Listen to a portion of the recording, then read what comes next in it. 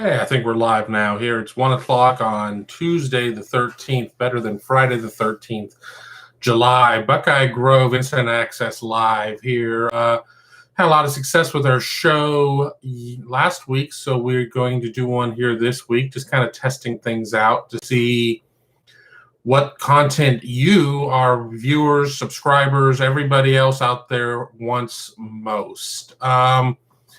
Hope everybody had a good weekend. We're here in the dog days of July, getting ready for Big Ten Media Days. I believe that's in about 8-9 days. Can't believe it's coming up already.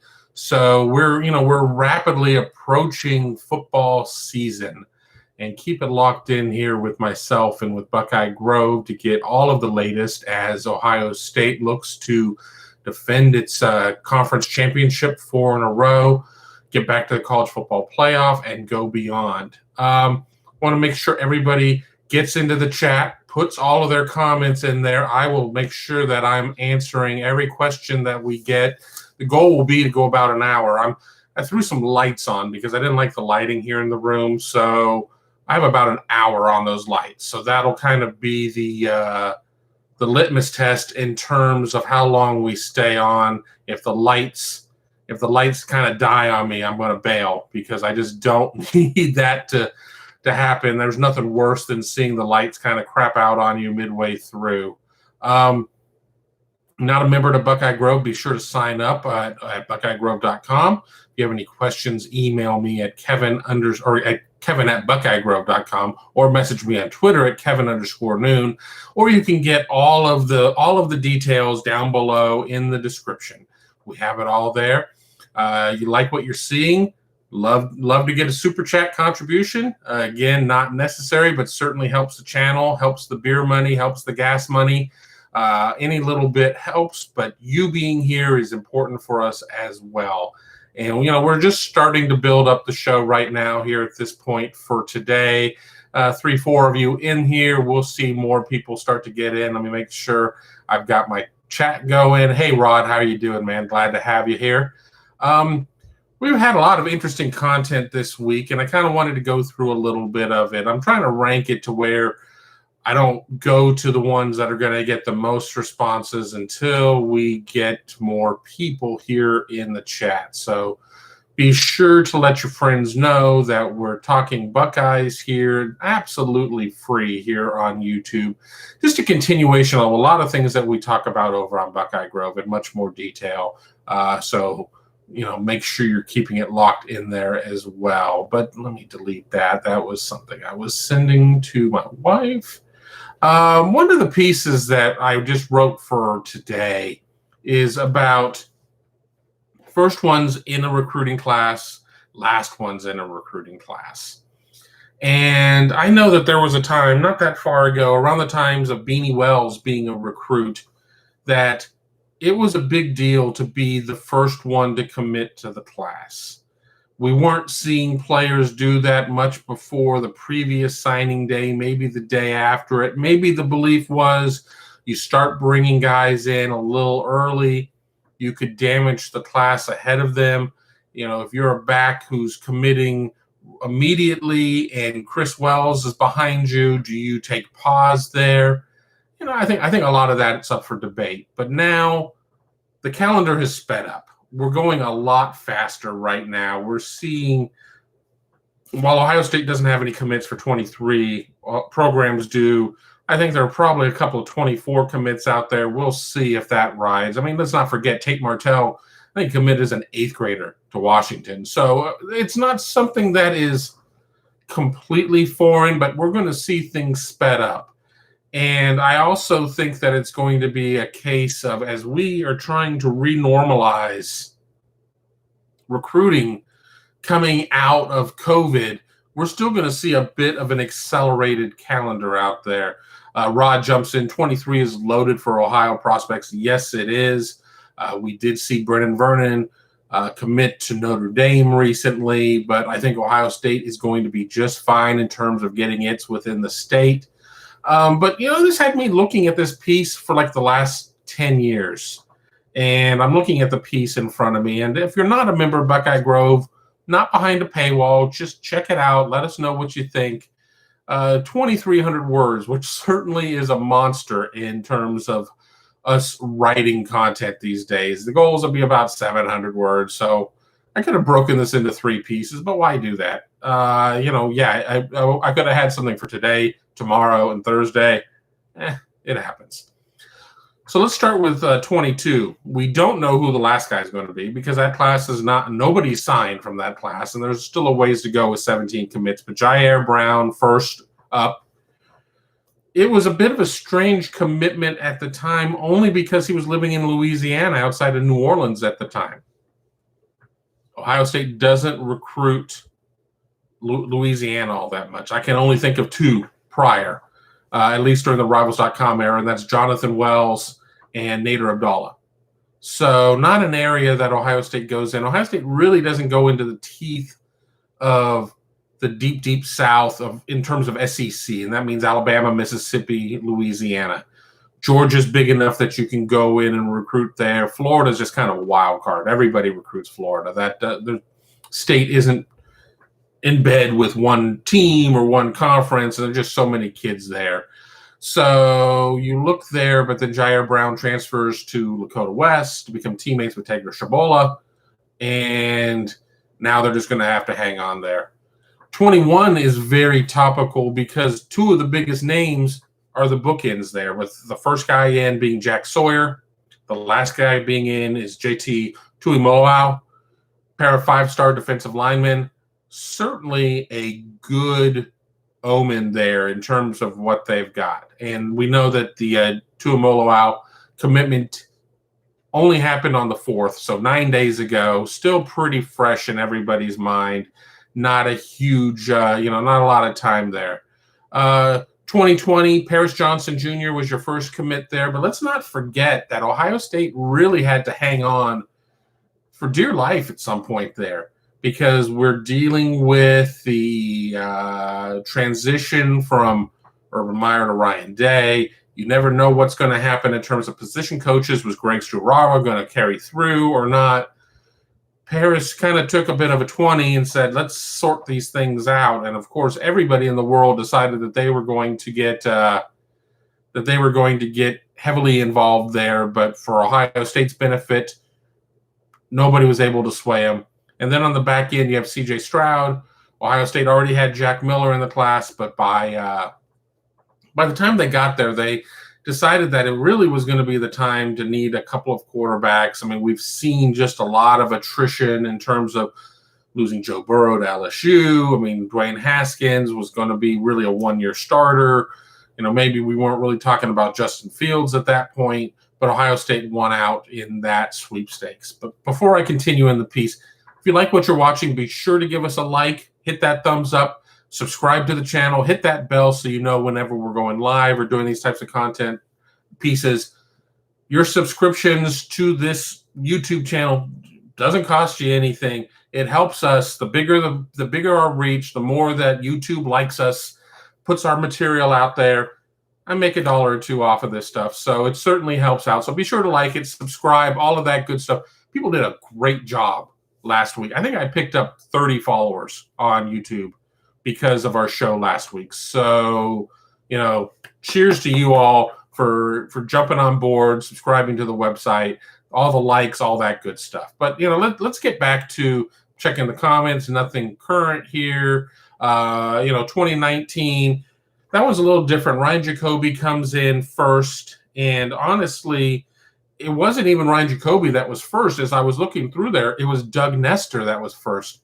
Hey, let me see. Ryan Dawes, thank you so much for the Super Chat contribution. $20. That is a record right there. What are we talking about today? Ryan, what do you want us to talk about? That's the question right there. We will follow your lead. On my schedule right now, we're talking about first one in, last one in the class. We're going to talk about my projections for the Big Ten in terms of I looked at all of the games, picked winners and losers. I've got those coming up. I did a piece talking about Ohio State versus Michigan recruiting, or that team up north. Again, I'm not on the team. I don't have to do push-ups. My fat, doesn't need to be doing all those push-ups. So we got we got a lot of things there. Rod, you should put on notifications 30 minutes prior to the show, like Mark Rogers does. Let subscribers know you're coming on. I need to do that. I need to talk to Mark. I mean, as you know, many of you do watch me over on Mark Rogers' show. I've been a participant there for a while. I need to get some of the finer ins and outs from Mark on how to do this.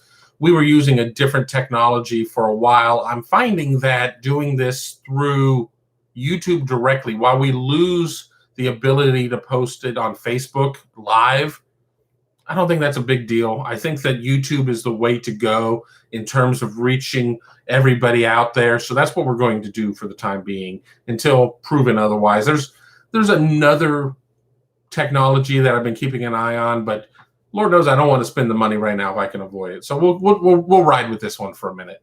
But back to 19, Ryan Jacoby was first, but he wasn't first. Doug Nestor, the offensive lineman out of West Virginia, was first.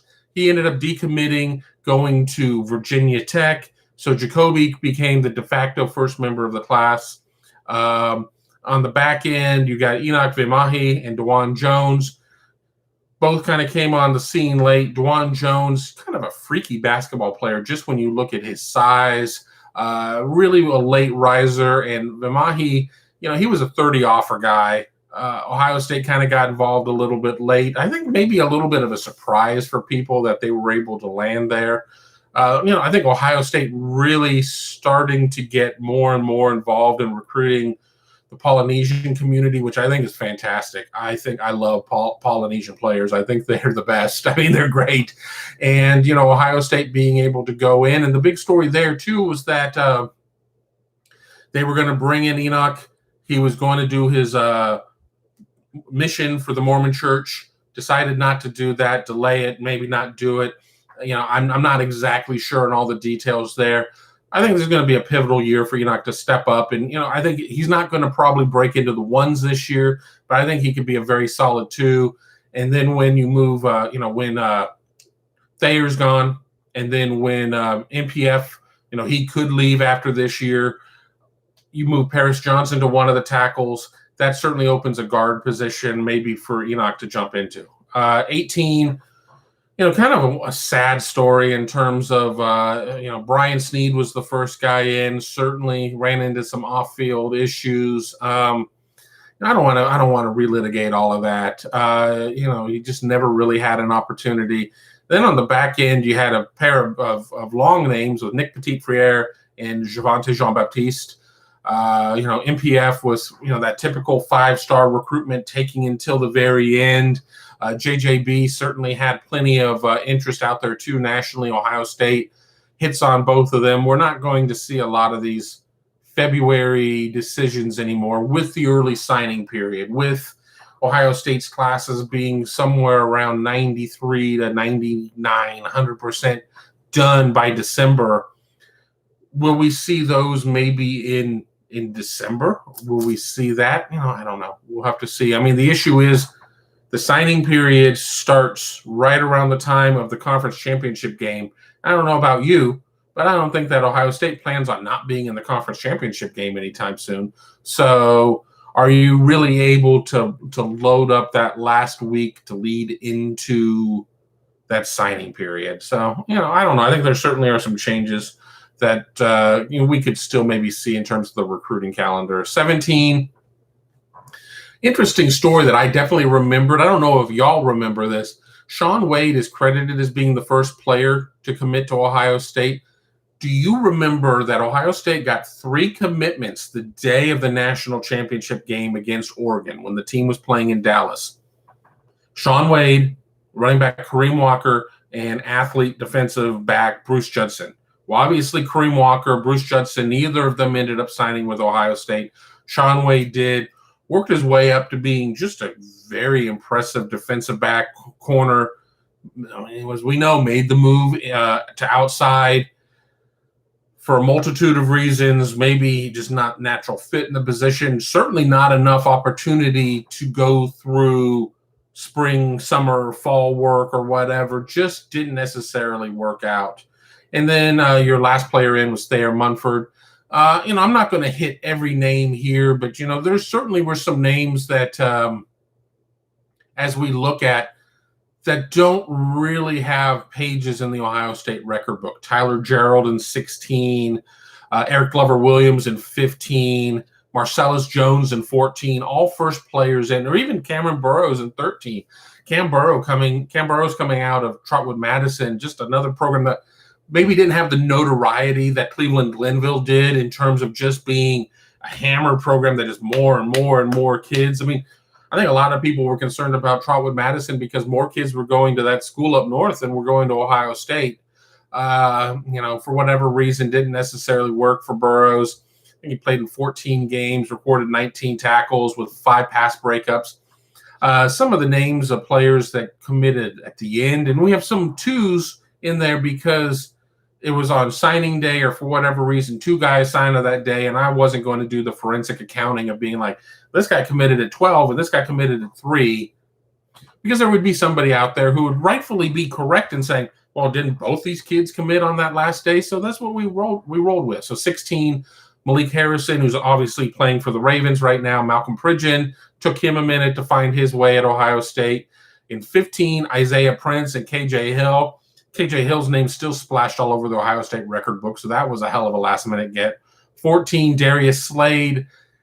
Didn't necessarily have the career that people were hoping for. He bounced around to Arizona State and USF during his career.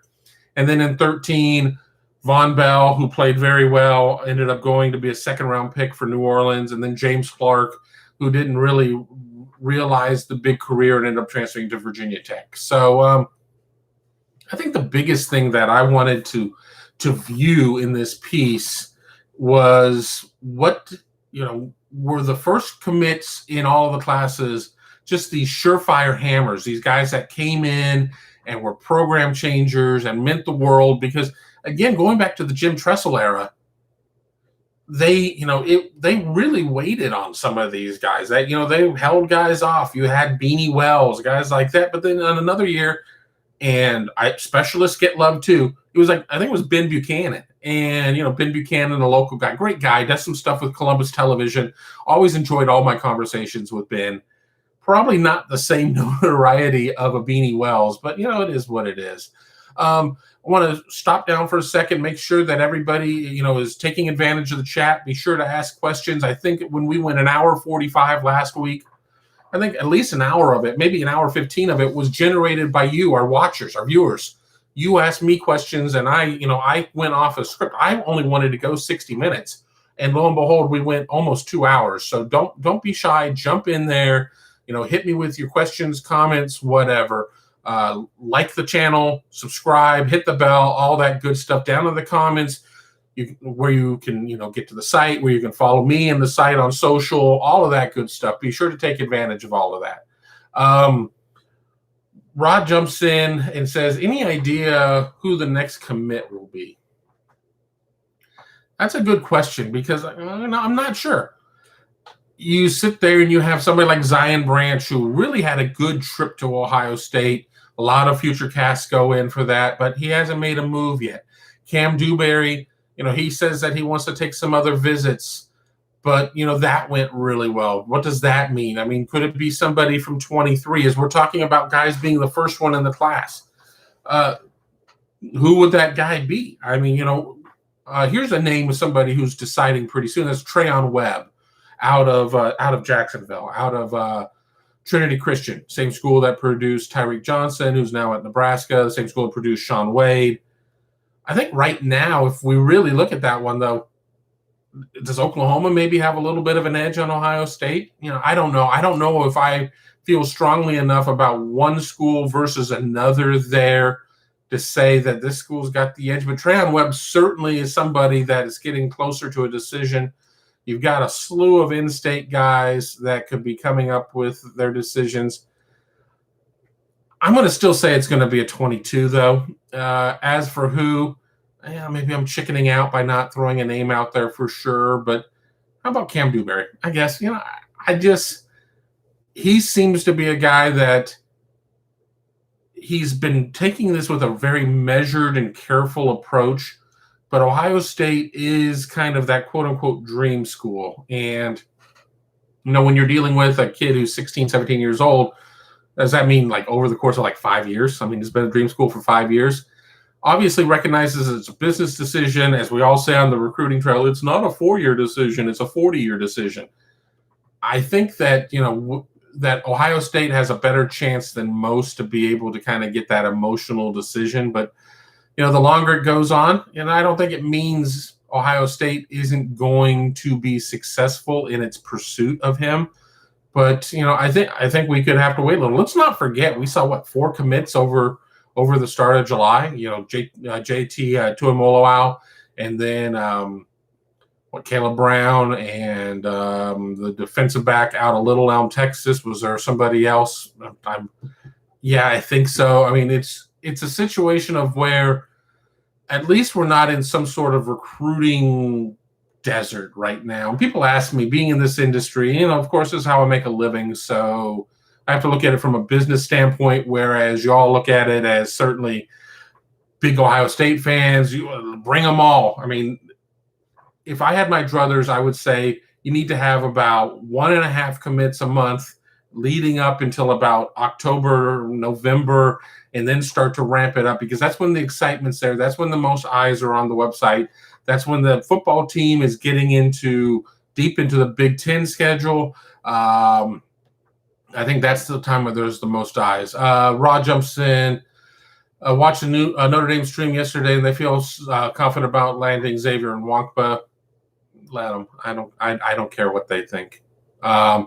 They also thought that they were going to come in and be a disruptor in the running back recruiting. They did land Jadarian Price out of Northern Texas, good-looking back, but I think they always kind of viewed him as being their complementary back, that they were going to get a Dallin Hayden, that they were going to get a Nicholas Singleton.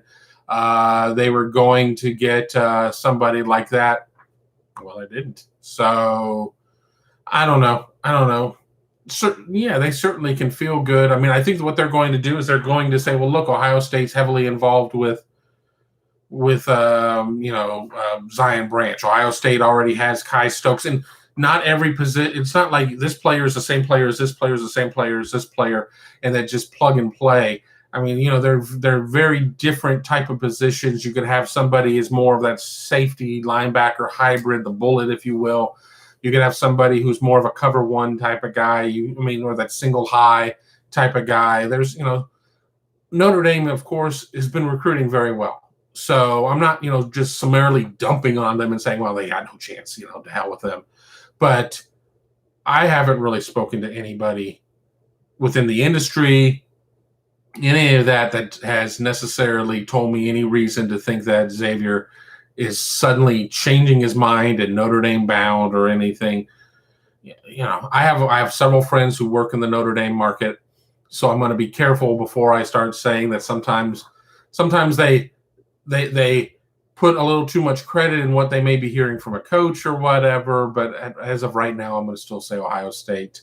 Jumping in with Ryan, Bomani Jackson to the Buckeyes. I think you meant Domani, or the guy that's committed to USC. I haven't really been following him at this point. I mean, he seems to be somebody who's staying home, of course. He and Will Johnson, who's committed to Michigan, are boys. There's talk about where they could end up together. I see more of a case of where they end up together at SC or God forbid, Michigan. I don't know. I mean, maybe there's something new out there as of the last day or two. I just got off vacation about a week ago. I haven't really had a chance to circle back with everybody, but I don't know if that's something that I see there. If I have the name you're talking about there, Ryan. So, we'll just have to kind of see on that one. But Ohio State certainly in good shape in terms of where it could sit.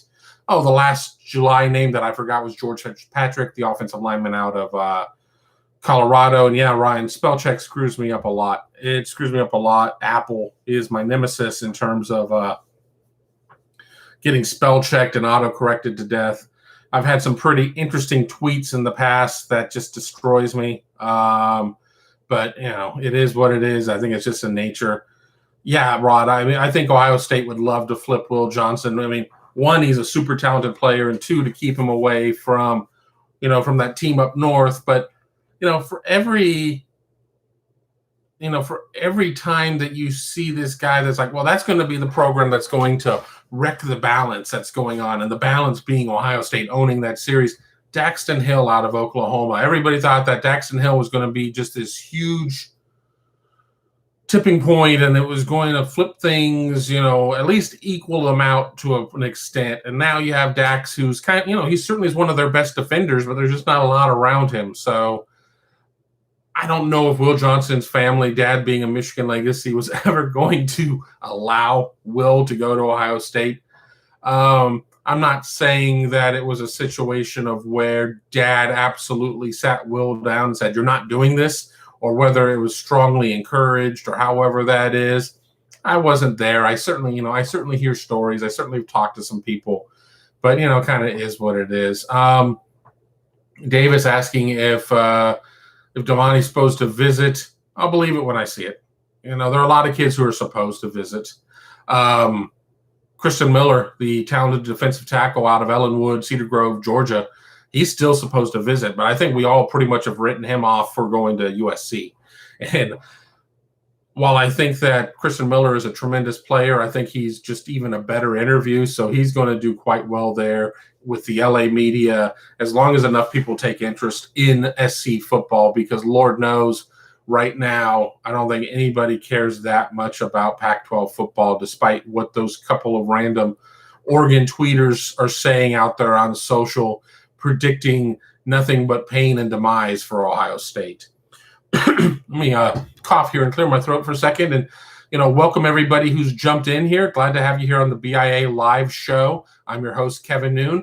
Go down to the comments section to see how to follow us on social, all of that. Sign up for BuckeyeGrove. Not subscribe to the channel, subscribe to the channel, hit the thumbs up, hit the bell, subscribe, do all of that, like the channel, everything there. That all helps us out. Every little bit helps. Let me go back to the questions. Nothing current. So let me get into our projections of the Big Ten, getting back into team coverage, if you will. I went through and I put the whole schedule on a grid in Outlook, or in Excel, I'm sorry, so I could see all the games in front of me. And, with the Big Ten and everybody playing 9 league games, if you win a game, that means the other team loses the game. So had to go through a slow process to make sure that the math works, everything works out. As of now, no benefit of fall camps, no benefit of Big Ten media days to talk to anybody. How do I see the conferences shaping up? Who do I see going to Indianapolis? Let's start with the West. I see it being razor thin between Iowa and Wisconsin. You look at Iowa, returning quarterback. Wisconsin has a returning quarterback as well, but was I'm drawing a blank on his name right now. Let me see if I wrote it in the piece. The guy who replaced Jack Cohn, young guy, Ohio State wanted him. Embarrassing. I can't think of Cat's name. I just think that Wisconsin's record of maybe underachieving a little bit is going to get them. And I think that if you sell on Kirk Ferentz too many years in a row, it's going to bite you in the rear end. So I really like Iowa to win a head-to-head battle against Wisconsin. Both teams to finish 9-3, 7-2, and that's where that's going to be. I think Northwestern. I don't think Northwestern is going to be a perennial Big Ten West top team year in and year out, but I still think that they're pretty good. My biggest concern with them is that they lose their defensive coordinator in Mike Hankwitz, and they're bringing in a guy that's certainly not wet behind the ears, but Mike Hankwitz had been at Northwestern for quite some time, certainly set the tone there for that defense. A defense that was maybe short on big names, but just played everything in front of them, forced you to earn every little bit of it. So, I think that they're going to be close.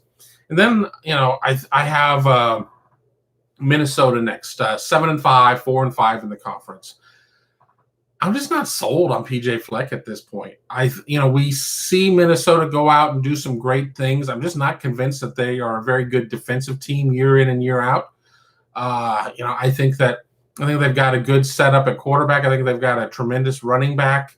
but I just don't know if they have the horses to be able to get through a full schedule. Then, I have a pair of teams at 3 and 6, and I'll get to questions after I'm done with the West. I got Nebraska and Purdue. Is 5 and 7, 3 and 3 and 6 going to be enough to keep Scott Frost employed? I say the same thing when talking about Michigan. If not the current guy, then who?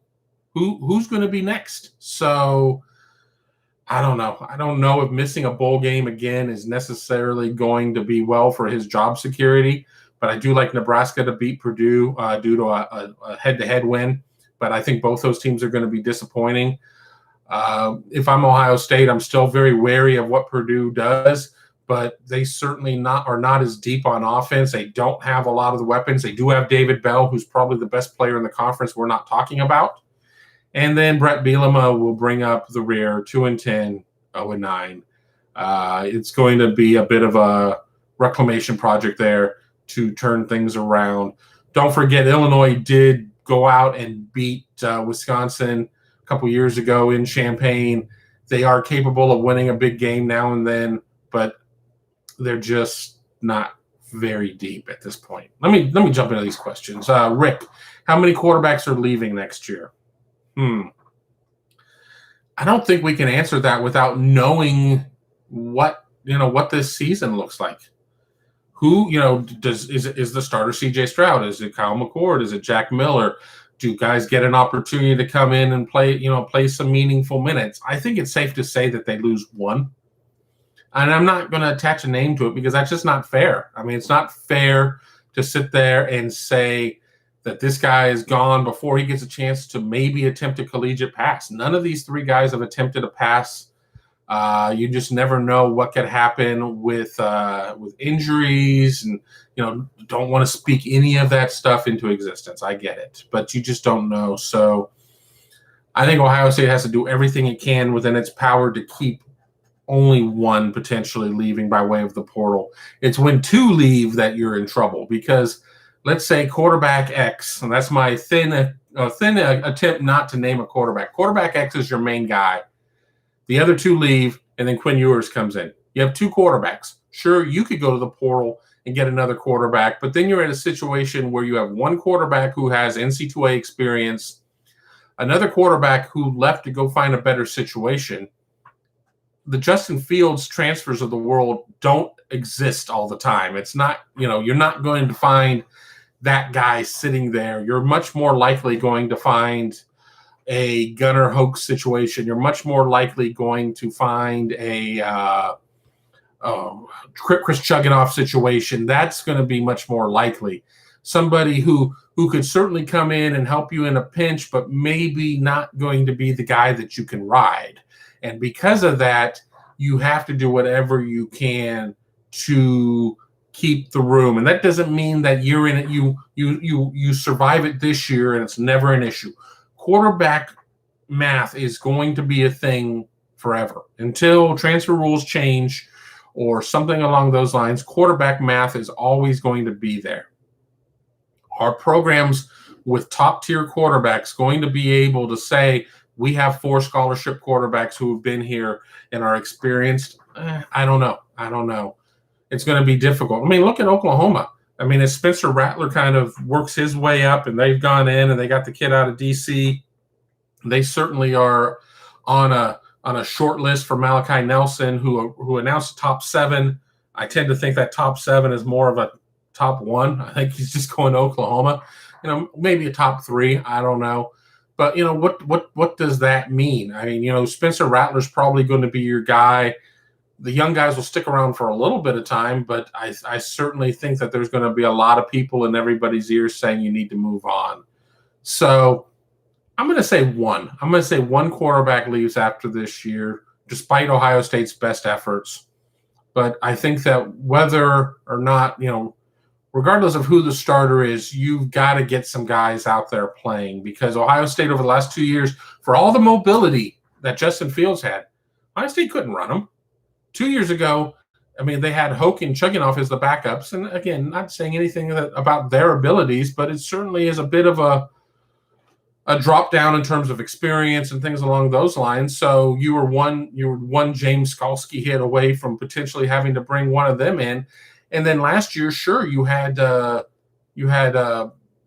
Stroud and you had Miller as backups, but they didn't have a spring. They didn't have a summer. As I said on another show earlier today, a lot of these guys are having to put rocks in a backpack and do squats with that, or build squat racks out of 2x4s. I mean, they weren't able to work out at the facility. It was a year of really diminished development for a lot of guys, and that's not from a lack of their desire to be developed. That's not from a lack of desire for Ohio State wanting to develop them.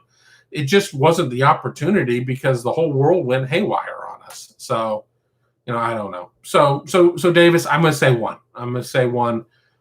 We could revisit this here in December. I could take a little victory lap and say I was right. I could look wrong. I don't know. We'll see. Rod, Minnesota was a major disappointment last year.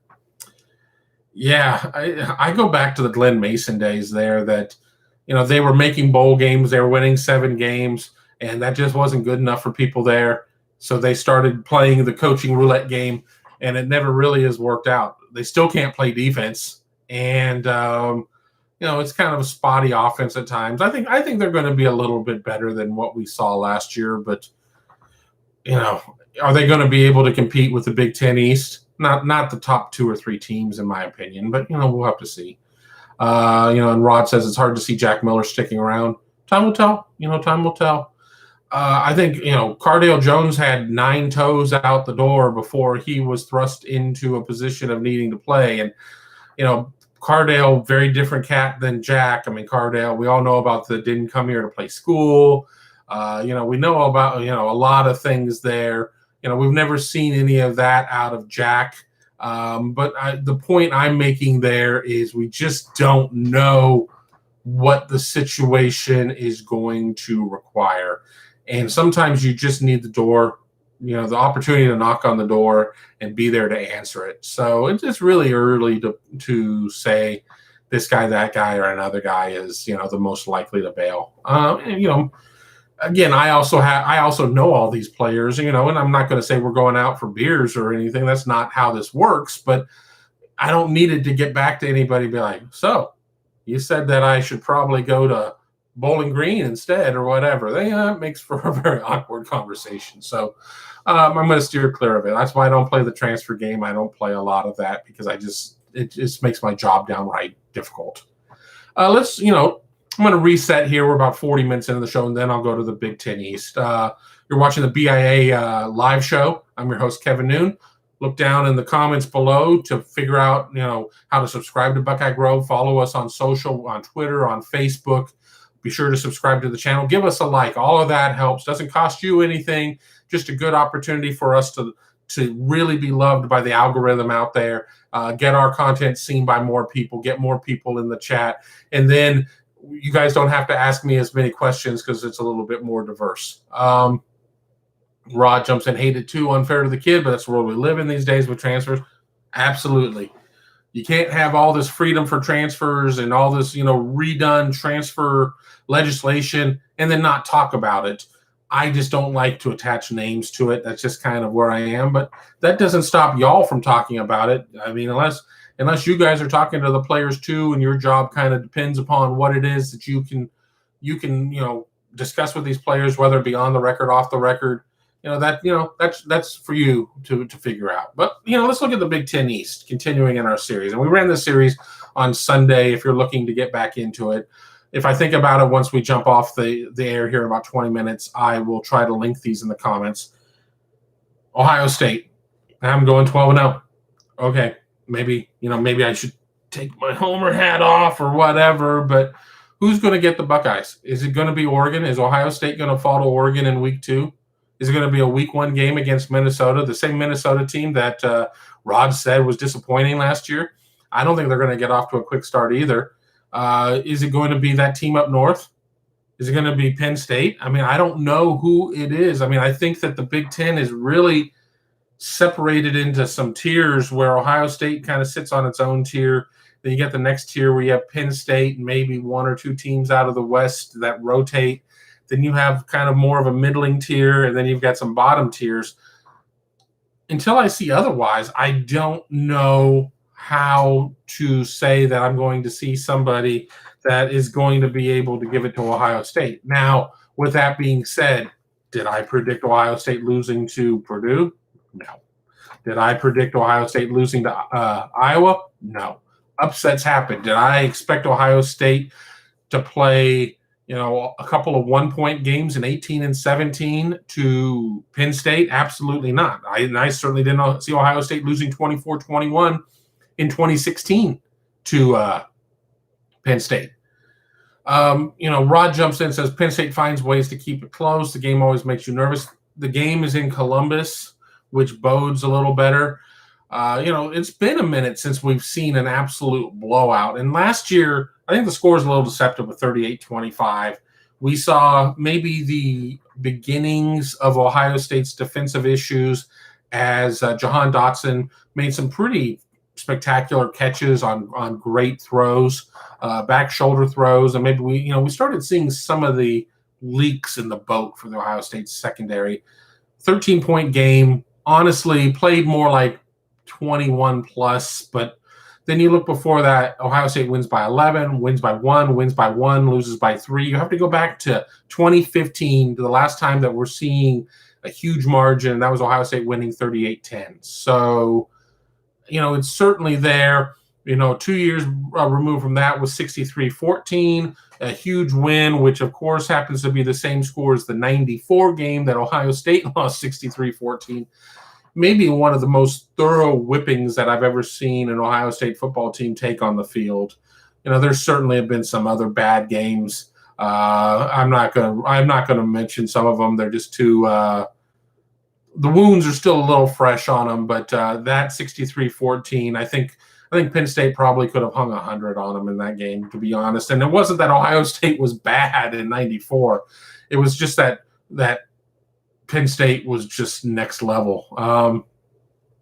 Jumping in with Rod again, every year I don't know what to make of PSU. Hard team to predict. Absolutely. You just don't know. You look at Penn State last year, they got off to a horrible start, couldn't run the ball, lose Journey Brown, lose Noah Kane, have to sit there and develop some young backs, and then they come in and they win out on the back end of their schedule.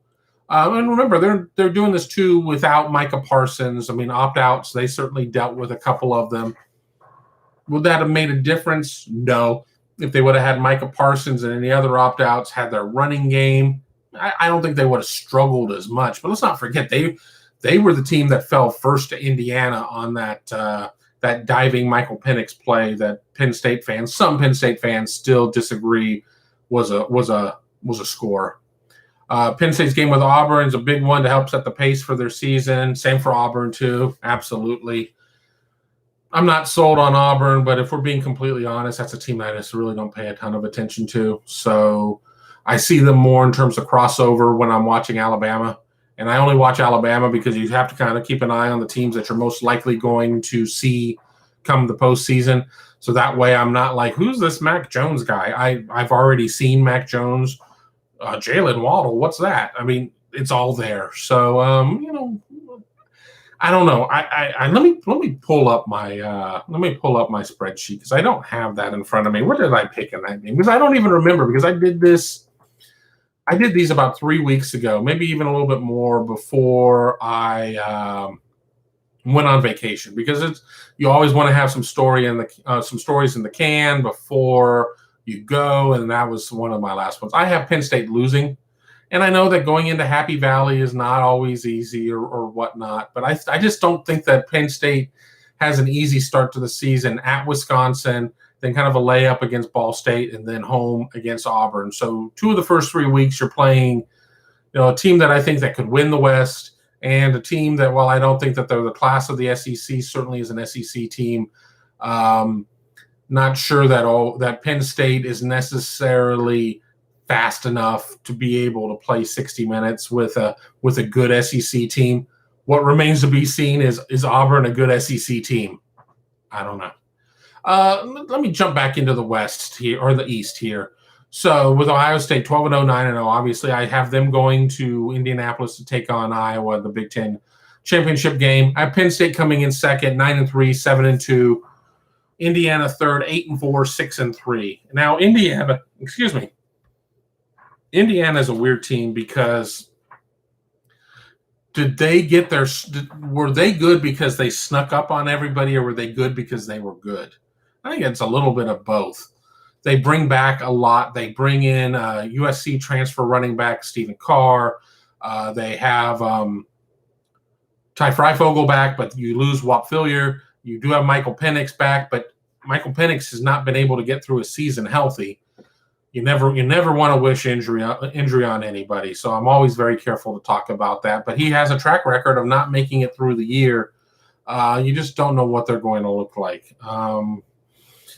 So I think 8-4 is probably kind of my best case scenario for Indiana, and I'm giving it to them right now until I see otherwise. But I also think part of it just has to do with who's going to get them. I got Michigan fourth at 7-5, 5-4. What do you think that means for Jim Harbaugh? I mean, they're going to a bowl game. They're above 500 in the conference. Certainly not in the contention to win the Big Ten title at 5-4, finishing fourth in the conference according to my projections. Just as I said elsewhere, if not Jim Harbaugh, who? Is that going to be Matt Campbell? Is that going to be the job that's going to get him away from Iowa State? I mean, he certainly was there at Toledo. Kind of everybody sees just anybody who coached at Toledo suddenly becomes a candidate both for Ohio State and Michigan. I don't know if that's necessarily the case, but I think Matt Campbell is a tremendous talent, and I think he's somebody that could go and find some success at a lot of programs. But where does Michigan stand in terms of its performance, its capabilities, and its expectations? I mean, obviously, even your bad programs are going to have expectations. Your dyed in the wool type of guys saying just the right guy, just a couple of bodies, and we're going to be there. That's what we need. I certainly think that there are a lot of hires out there that are necessarily better than Brady Hoke, Rich Rodriguez. But Jim Harbaugh was supposed to be it. Harbaugh was supposed to be the man. He was supposed to be the guy that was going to stem the tide. And while maybe it wasn't going to happen in year one or year two, it was going to turn around, and this series was at least going to get even. If not, this quarterback whisperer was going to reinvent Big Ten passing games, and going out and getting Shea Patterson from Ole Miss, who certainly had much better success with Ole Miss than he had with Michigan, was going to turn things around. I don't think Michigan's going to be all that good this year. I really don't. I mean, I don't think they're going to be terrible, but I don't see the horses on defense to be able to stop things. You see widespread coaching changes once again. I'm not sure that the Josh Gaddis play calling experiment has been able to bear fruit yet. It's just, and they're not necessarily recruiting what you would expect out of Michigan. And I will jump to that before we end the show. I've seen a couple questions come in. I will kind of jump in on the recruiting. Rod saying if it's not Matt Campbell, then Michigan or T-Sun is screwed. Can't see Fickle going there. No, I don't see Luke Fickle going there. Again, you know what? You offer me $7 million a year. I'm thinking about it, but I think it's a situation where maybe Luke Fickle, more so than seeing the maize and blue or the winged helmets or whatever, sees a program that maybe really isn't very close to being able to compete for the college football playoff. I mean, what is Michigan? Michigan has played Ohio State close in a couple of games. The two Don Brown years, not close at all. But, I certainly do remember the Tyvis Powell interception on the 2-point try.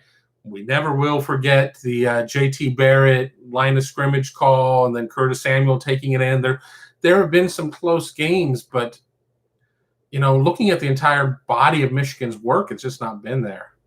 How much does Harbaugh's results at T-Sun help job appeal to other coaches for that job? Just kind of talking about that, Rod. I think that if you're a top coach, you truthfully believe, you truly believe that you are the difference. You're going to be able to make that difference. If we bring my guys in and we sit there and I get 2 recruiting classes in, I'm going to turn this thing around and it's all going to be hunky-dory. Well, it hasn't worked so far, because here's the issue.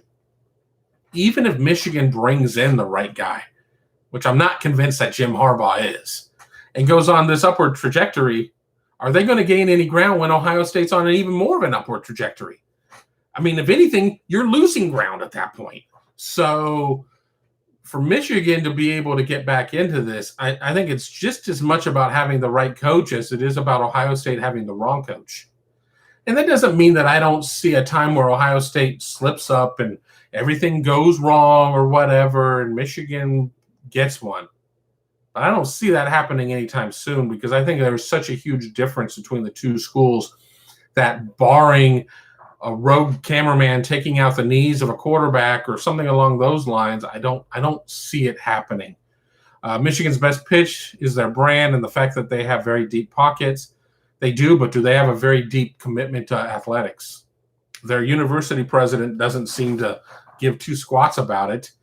He certainly was not an ally of athletics during the trouble patches that the Big Ten went through with the season, shortened season, canceled season. We won't revisit the season. Okay, we'll play a season. Okay, we're going to cancel a bunch of games along the way season. So I think you're always going to have a little bit of a between academics and athletics.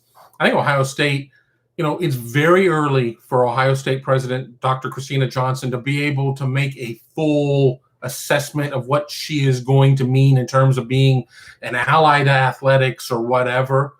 But so far, so good. I'm very impressed. I'm much more in favor of her than I was Michael Drake. And I mean, and that's a low bar. That's like saying I'm much more in favor of her than I don't know who. I can't think. Karen Holbrook, who decided to arrest all the tailgaters for drinking beer. Certainly not a fan of hers. But so far, I think that Christina Johnson knows what she knows what she doesn't know, and consults people who may know. Just when we got that document dump from the university of all of the handling of things, and I honestly have not made it through the 6,000 pages or whatever. I probably made it through about 1,000 of them, and that was with some casual reading at best. She's sharp. She's sharp, former athlete. I think that a lot of people were just concerned with, they're not bringing in Jim Tressel or whatever. Well, that certainly would have been something to bring in Jim Tressel as university president. I would love that. I would love to see that. I have a great relationship with Tress. That would be fun to see. But I think Christina Johnson, to echo what Rod's saying, has been a home run hire so far. Let's pour through the rest of the Big Ten East, give you a chance for some more questions, reset, and then I'll go into my last piece, and we'll do this again next week, I promise. So Michigan 4th, then I got Rutgers 5th at 3-6 in the league, Maryland 6th at 2-7, and then Michigan State last at 1-8. Michigan State realizing that it's just not going to be a quick turnaround. But even with me picking them 1-8, let's not forget last year they managed to upset Michigan at Michigan. And it wasn't a very good Michigan State team. But then again, it wasn't a very good Michigan team. So I don't know how long it's going to take Mel Tucker to turn things around there. If he's going to be the guy who's going to be able to do it, that remains to be seen. But I think it's going to be a long year for them. Let me pull up. I think I only have them.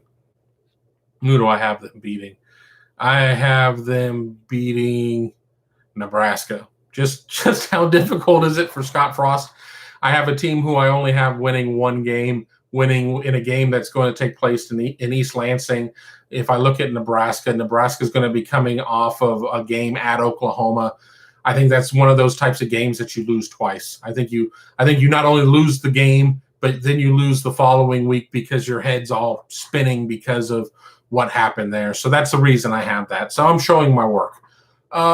As I do this, let me jump in and pull up my last story that I kind of want to talk about. It's called Recruiting Matters, or Recruiting Matters because recruiting does matter. And a lot of people say, well, that's a cleverly stupid headline, but it's about recruiting matters because recruiting does matter. But before I get into that, once again, you're watching the BIA live show. I'm your host, Kevin Noon. Be sure to look in the comments below, find out how to sign up for BuckeyeGrove. Follow us on social, follow us on Twitter, follow us on Facebook. Be sure to like this podcast. Be sure to subscribe to the channel. Every little bit helps. Rod jumping in. Great to see OU and Nebraska play again. Such a classic rivalry. Yeah, unfortunately for Nebraska, I just don't think that they have been anywhere near the trajectory of Oklahoma. And while Oklahoma certainly does have a propensity for blowing a game or two, it won't be this one. It's more likely going to be a K-State or Iowa State game. It's not going to be this one. You know what? Maybe if Nebraska has struck gold in the portal and has figured some things out, but I just don't see the Huskers going into Norman and being able to pull this one off. So, we'll see. Love to be wrong, just because I think Nebraska football fans are a classy lot. I really have not come across many turds. On social, they're great. I've got a ton of Nebraska followers on Twitter due to the time that Ohio State and Nebraska were trying to carry the banner, and Iowa to a certain extent, to bring back the season. Every time I've gone to Lincoln, they've just been a really classy bunch. I just really like Nebraska fans, and they deserve a better outcome than what it is they're getting, but I don't think that a fix is happening immediately. I think it's still going to be a little bit of time. But what I looked at in this series, another 2,000-word piece monster, is looking at Ohio State versus Michigan recruiting over the last 10 years. And I went into it with this belief that Ohio State and Michigan are recruiting different guys, that Ohio State has locked down Ohio, that Michigan has largely given up on recruiting Ohio, and that Ohio State not only has by far and away the best class in the Big Ten, but just dwarfs Michigan and pretty much everybody else in the Big Ten on the national stage. Most of my findings were supported, but not all of them. When I look at Ohio State's recruiting rankings in the Big Ten over the last 10 years, and I picked 10 because I didn't want to go to 15 or 20 and have just so much data that we're just swimming in it and it becomes a difficult read. According to Rivals.com rankings, Ohio State in those 10 cycles, and that's starting with 21, signed cycles, not 22, which you have verbal commitments, but nothing is binding. Signed cycles, Ohio State's finished first in the Big Ten, 9 of those 10 years. Ohio State's only finished outside of top spot once, and that was 2019 when it finished fourth, and that was a 17-man class. And I'm not going to get into all the finer points of how the Big Ten or how the Rivals team rankings formula works, but basically, if you don't have 20 guys in your class, you're leaving points on the table. Ohio State didn't have 20 players in the class, left points on the table. That was the year that Michigan jumped into first place. Now, Michigan, too, had a couple of years in that 10-year cycle. And remember, not all 10 years are Jim Harbaugh. You have Brady Hoke in here, too. There were some short years there. Michigan finished 8th in the nation in 2015, 4th in the nation in 2014. If I recall correctly, neither of those classes got up to 20 points left on the table. So you sit there and you look at this, though, and Michigan has 2, 4, 6 years, 6 of the 10 years finished second in the Big Ten. But of those years, 2 of those years, 21 and 20, despite finishing second in the conference, finished 12th and 11th in the nation. So that just goes to show that Ohio State is still recruiting on this trajectory, and maybe the rest of the league, whether or not you believe that it's flatlined or going down a little bit, isn't necessarily there. Over those 10 years, Michigan has had 4 classes in the top 10. 16 and 17, both were 4th. 12 was 7th, and 13 was 5th. And I know I'm throwing a lot of numbers at you. I'll try and throw this in the comments as well, so you can go in and look at it. But with that being said, Michigan's also finished in, double figures, 12, 11, 10, 24. And then, of course, we mentioned 49th in 2015 and 31st in 2014. So just from a recruiting ranking standpoint, which isn't the end-all, be-all, we're all human. The Rivals ranking team does a fantastic job. Are they 100%? No. Would they love to be 100%? Yes. Is it possible for anybody to bat 1,000? No. Remember, Mike Mitchell was a 5-star player, but so was Derek Green. Talk about them here in a minute. Neither of them necessarily worked out. it doesn't always hit, and it just kind of is what it is. So, let me jump ahead to looking at the highest rated player per class. Now, this is an interesting study because it just brings up the biggest names, but you could have a 5-star. You could have the nation's #1 player and then a bunch of 3-star heaven behind them, 24 other 3-stars, and your class isn't going to rate very well because of the math. And the math doesn't care about the names, and it sees one player that gets all of the points that you can get, and then a bunch of players that are getting 75 points versus, the potential of 175 points. But when you look at this, there are only a couple of years where Michigan had a higher ranked player than Ohio State did as its top player. 2016, Michigan signed the #1 overall player, Rashawn Gary. Ohio State signed the #21 player, Nick Bosa. Well, that's one of those situations where we can kind of use hindsight to say, well, maybe Nick Bosa should have been the higher ranked player, just based on what he was able to accomplish, based on a defensive rookie of the year award, but it is what it is. Hindsight is 2020. The other year, we can go back to 2014. Jabril Peppers was #3. Raekwon McMillan was #19. I know that Peppers is a huge lightning rod in terms of Ohio State fans. Had one interception, and it was kind of an deflected pass interception.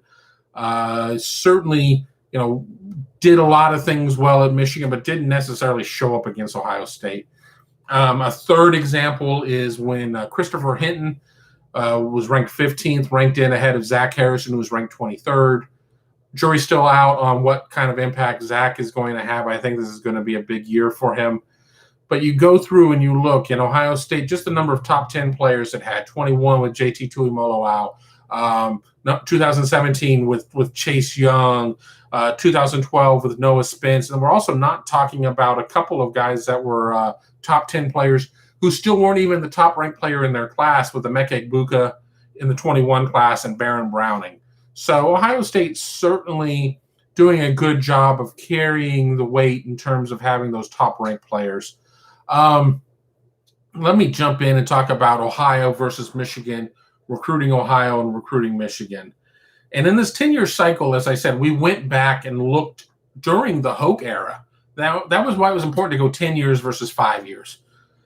In 2012 and 2013, Michigan signed 9 players from Ohio in each of those years, 18 players. And then if we look at the years from 2014 through 21, it's 5, 8, 9, 14 players. So 4 fewer players in 8 classes from the state of Ohio. Now, can that be attributed to the fact that maybe Ohio wasn't as deep? Maybe. But I still think that Ohio is still going to have, its top 4 to 10 players that are pretty damn good, top 2 or 3 that are really, really good. And then I think it's, the next cut isn't that bad. And I think that next cut maybe has gotten a little bit thinner. But, Michigan has not landed a player from Ohio in the classes of 2020, 2018, 2016. So, there certainly is an issue there. And if we look at those years, Ohio State in 2020, when Michigan landed no players, landed 8 players from the state. 2018, when Michigan landed 0 players from Ohio State landed 5 players. So 18 may have been a little drier. 2016, Michigan lands 0 players. Ohio State lands 9 players. We're still divorced from the time that Jim Tressel classes would be 50, 60, 65% Ohio players. Over the course of the last 10 years, Ohio State's landed double-digit players in 15, 13, and 12, with 12 being kind of a high watermark, with 15 members of that class being from Ohio. And as we know, Ohio State doesn't necessarily go to Michigan all that often. It's landed 6 players over those 10 years, but 4 of those players have been 4-stars. And then the 2 that were not 4-stars, you have Josh Lobby, who did play some meaningful minutes toward the end of his career. And then you have Grant Toutant, who is still very early in his career, a little early to know the cycle. So over those 10 years, and I know I'm throwing a ton of numbers at you, and I really enjoy writing these pieces. I hope you really enjoy reading these deep stat dives. They're fun pieces to write at this time of the year because there's not a lot of interviews going on, so I'm not tied up in that. Ohio State has signed 235 players over the course of the last 10 years. Michigan assigned 231. So negligible over that time frame.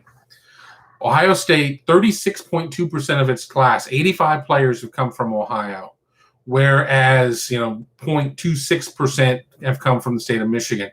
Michigan hasn't even been able to recruit the state of Michigan.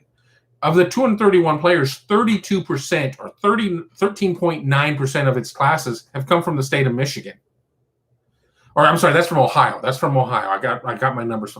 52 players have come from Michigan, 22.5. Still fewer than 1 in 4. Fewer than 1 in 4 players that have played at Michigan, that have been signed by Michigan over the last 10 years, are from the state of Michigan. Now, are we looking at population shifts? Are we looking at maybe, more players playing other sports? I mean, basketball always, draws people, but Michigan's still kind of a football state. And 13.9%, 32 players are from the state of Ohio. So let me clarify that. If I could edit that here in the show, I would. But we're live, baby, so I can't do that. But if I would have told you going in that less than 1 in 4 players who have signed from Michigan, of the last 231 players, 10 cycles are from the state of Michigan, would you believe it? Would you be shocked? I mean, Michigan as of late has really been New England's team, going in and recruiting Connecticut and Massachusetts and whatnot. I didn't go so far as to do a state by state because, that might just be a 2-year, 3-year anomaly or whatever. We don't know. But I was very shocked. That was one of the biggest things. Let me jump in on something Rod said, and then I'll hit my last point. The fact that Peppers got Big Ten Defensive Player of the Year over Malik Hooker still irritates you. It was questionable. It was questionable. But the point here is, I went through this. I didn't make a grid for it, but Ohio State or Michigan recruits or offers more players that end up at Ohio State than the other way around.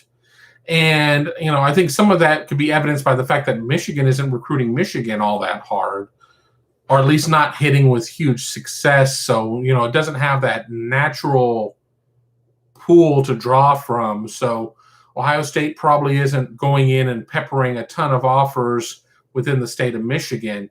But I'm looking for the numbers here. In the last, in the 21 cycle, Michigan offered 15 of Ohio State's 22 commitments. Ohio State offered 7 of Michigan's 22 commitments. So we're looking at, double. We're looking at double plus 1 at that point. So is it a case of where, Michigan's just not able to recruit at the same level, be able to recruit the same guys that Ohio State is? Is Ohio State really recruiting some of these guys that Michigan is? Or we know that there are various flavors of an offer. There's an offer, which means you can commit at any point you want to. There's an offer of, we're really interested. You could really have a real offer soon, so keep it up. Or an offer, which is, hey, we want to see you at camp or whatever. Don't try to commit because it's not going to work. So you just never know, because we're not dealing with a situation where all offers are created equal, all offers are written offers, all offers are committable offers. It's not really how it works, and that's not unique to Ohio State or to Michigan or to the Big Ten. That's just a college football thing. That's a college athletics thing, just where we're at. But, we go back a year. Ohio State had a 25-man class. Michigan offered 18 of those players, really only kind of sniffed on 1 or 2 of them. And then conversely, Ohio State was at around a 50% number again in terms of Michigan's 23 commitments, offering 11 of them. So, you're going to have some guys. Zach Harrison was down to a final 3 between Ohio State, Penn State, and Michigan. The implosion that would have come out of Central Ohio if he would have opted out to either of those other 2 schools would have been horrific, and just on a biblical scale. On the other side, you have like Daxton Hill, who I've mentioned before. Ohio State certainly liked him. He ended it pretty quick and went to Michigan. You have another instance of a player like Makari Page, who was kind of a compliance casualty. Ohio State didn't necessarily have a good interpretation of how the numbers were going to fit in the class. Drug its feet a little too long on Page, who ended up going to Michigan. I believe he's out of West Bloomfield, so him staying home wasn't really a huge shock, but Ohio State 100% could have landed him, and 100% wanted him, and just a bad interpretation of a rule cost him that. But we're not seeing the days of Charles Woodson, Desmond Howard, Mario Manningham. We're not seeing those guys that are just flat out rejecting Ohio State, Ohio kids rejecting Ohio State to go north. You know, the last class for Michigan had one Ohio player, Rod Moore. And I can assure you that unless you're the deepest of Ohio State and football recruiting fans, you probably don't know a lot about Rod Moore. I knew the name, but, you know, I certainly couldn't have told you a lot about him. Defensive back out of Southwest Ohio. But, you know, so it's interesting. So you have two programs that are on very different recruiting trajectories. We're a long ways away from Dennis Franklin coming out of Massillon, Washington, saying that only the best players from Ohio go to Michigan.